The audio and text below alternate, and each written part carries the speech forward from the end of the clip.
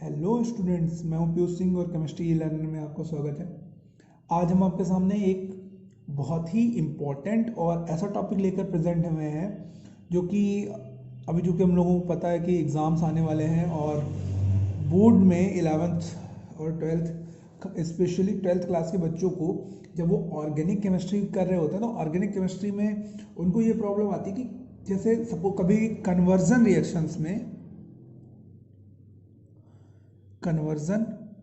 Reactions में ये problem आती है कि जब उन्हें कोई दूसरा फंक्शनल ग्रुप लगाना है।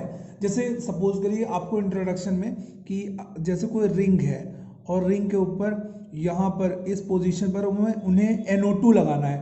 उन्हें क्या लगाना है? NO2 लगाना है। या फिर उन्हें क्या लगाना है? OH फंक्शनल ग्रुप उन्हें कहीं पर किसी पोजीशन पर बेंजीन रिंग के साथ लगाना है। तो अगर हमें NO2 लगाना है, बेंजीन लगाना है, कोई फंक्शनल ग्रुप लगाना है, तो फंक्शनल ग्रुप लगाने के लिए हम लोग क्या ऐसा करें जिससे कि वाला फंक्शनल ग्रुप लग जाए। सपोज अगर हम फंक्शनल ग्रुप लगा भी लेते हैं, क्योंकि कन्वर्जन रिएक्शन में रिएजेंट, कैटालिस्ट क्या लगने हैं, उस चीज़ की सबसे ज़्यादा इंपॉर्टेंस होती है। तो आज की क्लास में मैं आपके सामने ऐसा ही कुछ रखने वाला हूँ जिससे आप लोगों की हायर सेकेंडरी लेवल पर लगभग 50 से 60% प्रॉब्लम्स यहाँ पर क्लोज हो जाएंगी। आपको एक आइडिया लगेगा कि हम ये कर सकते हैं, यहाँ से हम ऐसा कोई कंपाउंड ले सकते हैं, इससे हमारा ये ग्रुप लग सकता है। तो आज की क्लास बहुत ही ज़्यादा इंपॉर्टेंट है, इसे ध्यान से देखिएगा। अगर कोई भी आपको ये अच्छा लगता है या इससे आपकी कुछ हेल्प हो पाती है तो उसके लिए आप अपने कमेंट्स को कमेंट बॉक्स में जरूर दीजिएगा, ठीक है। सबसे पहले क्या करते हैं हम इस चीज़ को समझने के लिए सबसे पहले हम एक इस पेज को 3 पार्ट में बांट देते हैं। सबसे पहले ग्रुप, फंक्शनल ग्रुप कौन सा लगाना है उसके बारे में। दूसरा, क्या रिएजेंट लेंगे हम। और तीसरा, कैटालिस्ट क्या रहेंगे। अगर कैटालिस्ट लेंगे या नहीं लेंगे तो उससे रिलेटेड जानकारी हम इधर लिखेंगे। तो जरा सा देखते जाइएगा, बहुत ही इंपॉर्टेंट है। जैसे सपोज करिए हम लोगों को NO2 ग्रुप लगाना है, कहीं भी किसी भी रिंग के ऊपर हमें NO2 ग्रुप लगाना है। तो NO2 ग्रुप लगाने के लिए हम लोग क्या क्या कंडीशंस ले सकते हैं। तो हमें HNO3 का यूज़ करना होगा। HNO3 में OH- और NO2 प्लस जो होगा इलेक्ट्रोफिलिक रिएक्शंस देगा। और क्या होगा? HNO3 से NO2 ग्रुप लगेगा। और कैटालिस्ट हमें क्या लेना होगा? डाइल्यूट H2SO4 और डाइल्यूट H2SO4 और साथ ही साथ में हमें 0 डिग्री सेंटीग्रेड टेम्परेचर भी लेना होगा, यानी कि स्टैंडर्ड टेम्परेचर का यूज करना होगा। थोड़ा इस चीज का ध्यान रखेंगे, ठीक है। इसी तरह से अब NO2 में भी एक कंडीशन लग सकती है। अगर हमें एक NO2 लगाना है तो उसके लिए हम ये कंडीशंस यूज करेंगे। हो सकता है हमें ज्यादा NO2 लगाने हो, NO2 मोर। तो मोर NO2 लगाने के लिए बेटा हम लोग क्या करेंगे? अब भी हम लोग HNO3 का ही यूज करेंगे, लेकिन अब जो कैटालिस्ट की कंडीशन है वो थोड़ा सा बदल जाएंगी। अब हमें कैसा? कंसंट्रेटेड H2SO4 का यूज करना पड़ेगा और साथ ही साथ 110 डिग्री सेंटीग्रेड का यूज करना होगा, यानी टेम्परेचर चेंज होगा और जो H2SO4 भी होगा वो अब हम कैसा लेंगे? कंसंट्रेटेड H2SO4 लेंगे।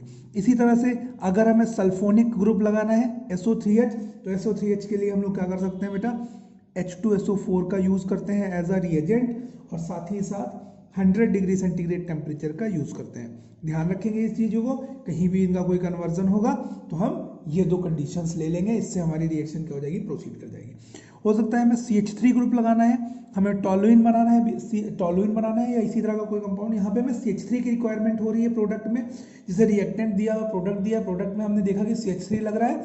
CH3 लगने के लिए क्या कंडीशन है उन कन्वर्जन रिएक्शंस में, इसकी हम लोग मदद लेंगे। तो इसके लिए बेटा क्या करते हैं हम लोग? CH3Cl का यूज करते हैं और साथ में एनहाइड्रस AlCl3 का यूज करते हैं। ये हमारी फ्रिडलक्राफ्ट एल्काइलेशन रिएक्शन कहलाती है। इसी तरह हमें अगर COCl लगाना है तो COCl लगाने के लिए हम लोग COCl2 का यूज करते हैं और यहाँ पे एनहाइड्रस AlCl3 का यूज करते हैं, ठीक है।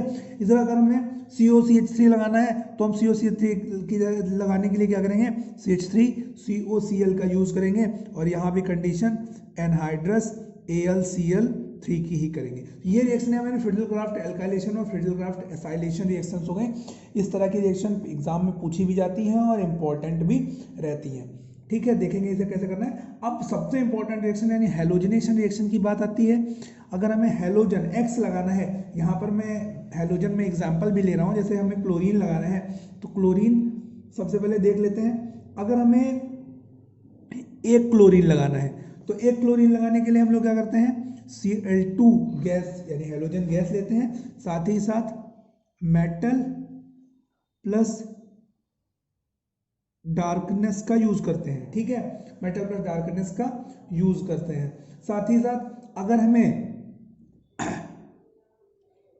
एक सिंगल एक और चाहिए या Cl1 ही चाहिए, लेकिन साथ ही साथ इसमें ऑक्सी रहने का मतलब है अगर एक Cl लगाना तो इसके लिए हम लोग Cl2 मेटल डार्कनेस यूज कर सकते हैं। साथ ही साथ PCl5 का भी यूज कर सकते हैं, इसके लिए कोई कैटलिस्ट की रिक्वायरमेंट नहीं होगी, आसानी से रिएक्शन हो जाएगी। बट अगर हमें बहुत सारे क्लोरीन लगाने हैं तो बहुत सारे क्लोरीन लगाने के लिए हम लोगों को क्या करना होगा, Cl2 और साथ ही साथ UV लाइट का यूज करना होगा। इस रिएक्शन को हम लोग हैलोजिनेशन रिएक्शन भी कहते हैं। इसमें जब तक हम लोग हाइड्रोजन प्रेजेंट रहेगा तब तक HCl रिमूव होता रहेगा और साथ में क्लोरीनेशन होता रहेगा।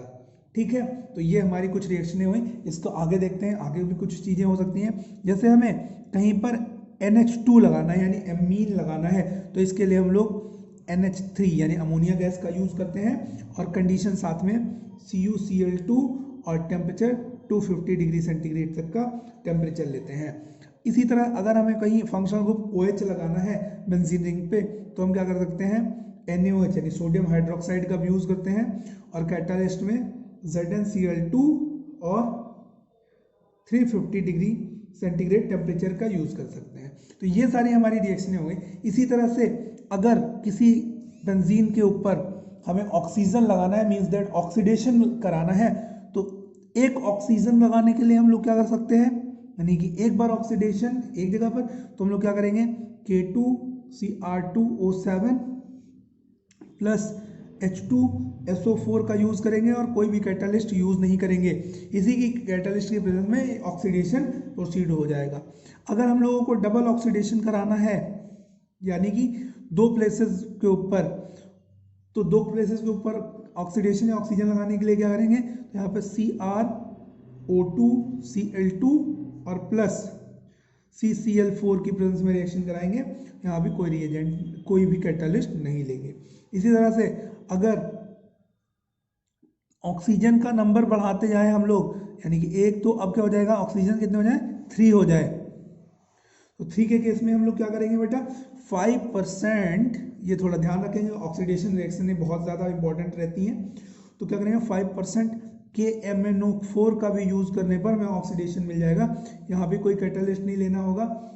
सिमिलर केस में बेटा अगर हम ऑक्सीडेशन तो हमने सीख लिया, इसी तरह अगर हमें रिडक्शन करना हो तो रिडक्शन करने के लिए अगर हमें नॉर्मली एक हाइड्रोजन लगाना है तो एक हाइड्रोजन लगाना है तो एक हाइड्रोजन लगाने के लिए हम लोग क्या करते हैं, NH4OH और इसकी रिएक्शन टिन की प्रेजेंस में कराते हैं। यहाँ भी कोई कैटालिस्ट नहीं यूज होता है। और अब लास्ट हमारा है हाइड्रोजन मोर, यानी कि हमें अच्छे से हाइड्रोजनेशन कराना हो तो उसके लिए हम लोग क्या करते हैं, टिन प्लस HCl का यूज कर सकते हैं और ये रिएक्शन हमारी रिडक्शन। तो इस पूरे फंक्शनल ग्रुप में ये ऊपर ऑक्सीजन वाली ऑक्सीडेशन है और ये दोनों जो है ये रिडक्शन रिएक्शन है। तो मुझे उम्मीद है कि आपको इस वीडियो में कुछ ऐसी काम की चीज़ें मिलेंगी जो आपके एग्जाम में कुछ बूस्टअप का वर्क करेंगी।